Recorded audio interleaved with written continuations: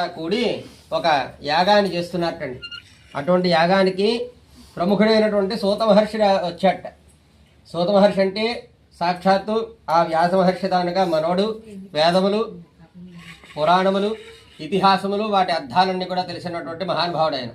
అటువంటి మహానుభావుడు రావడంతో శౌనకాదురులందరూ కూడా చక్కగా ఆహ్వానం చేసి ఓ సభ ఏర్పాటు చేశారట. ఆ సభలో చక్కగా ఆయన్ని సింహాసనం మీద కూర్చోబెట్టి, స్వామి, వ్రతేన తపసా కిం వా ప్రాప్యతే వాంఛితం ఫలం అన్నట్ట. ఏ వ్రతము చేస్తే మానవుని యొక్క సమస్తమైన దుఃఖములు కూడా దూరమవుతాయో అటువంటి వ్రతాన్ని మాకు ఉపదేశించండి అంటే, అప్పుడు సూతులు వారు చెప్తున్నారు, నాయనలారా, మీరు ఏ విధంగా నన్ను ప్రశ్న వేశారో అదేవిధంగా ఓనాడు నారద మహర్షి మహావిష్ణువుని కోరాడు. నారదుడు ఏమడిగాడు, ఆ మహావిష్ణువు ఏం చెప్పాడో మీకు చెప్తాను, శ్రద్ధగా వినండి అని చెప్పి సూతుల వారు చెప్తున్నారట. ఏకదా నారదాయోగి పరానుగ్రహకాంక్షయ పర్యటన్ వివిధాలోకాన్ మత్స్యలోకేముపాగత. నారదుల వారిట సగల లోకాలు సంచారం చేస్తూ ఉంటారు. ఆయన నిత్యము కూడాను సంచారం చేస్తూ మార్గవశమున భూలోకానికి వచ్చాట. ఆయన భూలోకే జనాసర్వాన్ నానాక్లేష సమన్వితాన్. ఆయన వచ్చే సమయానికి భూలోక వాసులందరూ కూడా కష్టముల్లో ఉన్నారట. ఆ కష్టములన్నీ కూడా చూసి ఏ విధంగా కష్టములన్నీ కూడా నెరవేరుతాయి, వాళ్ళు సుఖవంతమైన జీవితాన్ని ఏ విధంగా పొందుతారు అని ఆలోచన చేస్తూ నారదుడు వైకుంఠలోకానికి వెళ్ళాట మహావిష్ణువుని కలుద్దామని.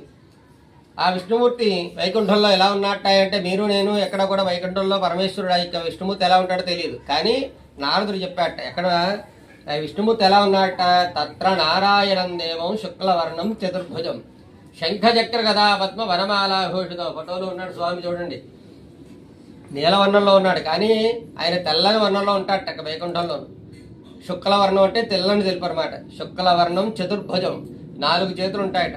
శంఖ చక్ర గదా పద్మ, శంఖము, చక్రము, గదా, పద్మము, వనమాల మొదలగు ఆభరణములు, ఆయుధములు ధరించి ఆ మహావిష్ణువుడు ఏ విధంగా ఉన్నట్ట, వైకుంఠలక్ష్మి సమేతంగా దర్శనమిచ్చాట.